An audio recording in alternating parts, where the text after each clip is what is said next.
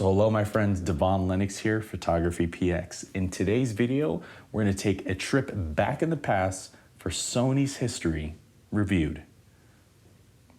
Following World War II, Masaru Ibuka enters and serves in the Japanese Imperial Army.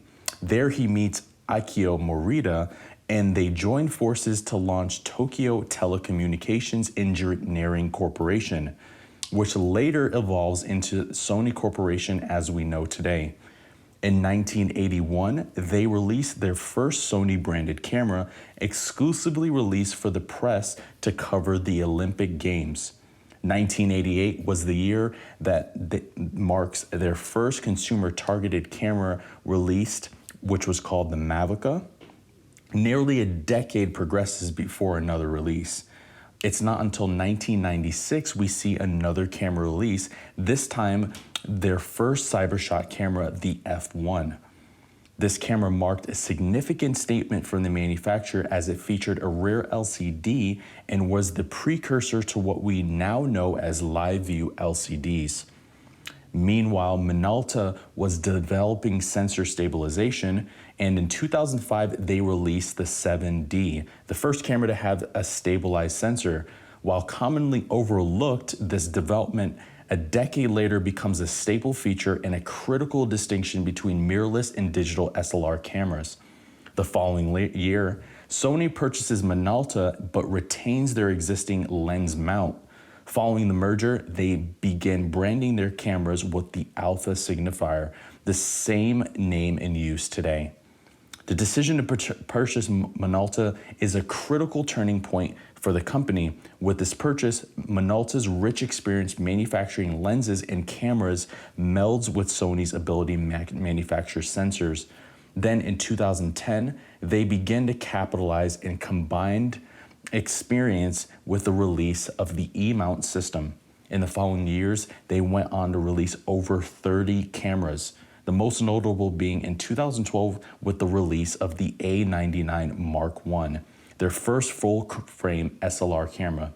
Then in 2013, the Sony A7, their first full-frame mirrorless camera.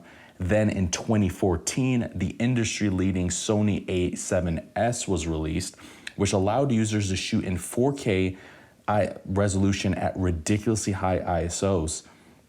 And finally, in 2015, they released the A7R Mark II, which featured a whopping 42.4 megapixel sensor. The major milestone comes, however, in the form of lenses, not cameras, surprisingly. 2016 marks the year they released their G Master lineup of professional-grade lenses, which made the company now competitive towards professionals among the industry.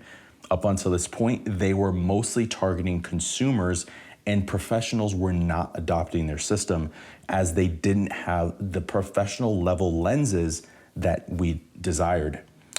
However, this brand delivered the final blow to the professional users who initially first questioned the brand as just an enthusiastic-centric camera maker by releasing the G Master lineup, which is now fully featured in 2019.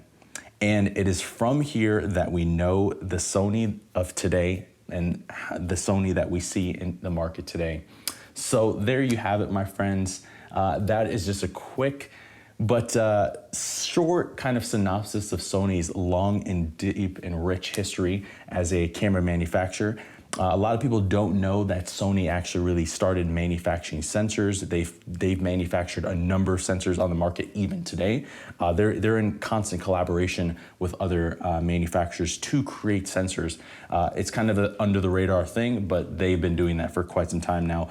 And they've come out of the kind of the woodworks to really be dominating in today's market in 2019 as recording this video. They are absolutely dominating, but it's not by chance.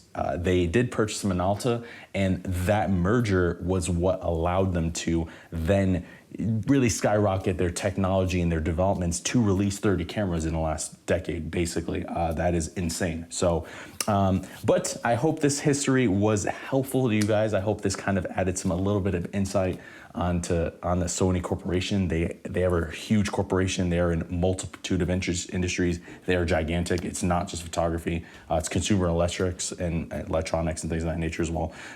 So they have a very complicated history, but we're just focusing on the photography side because that's what we do here at PhotopX. So, and I hope that was beneficial. I hope you had a little value. I hope it answered some questions as far as their history.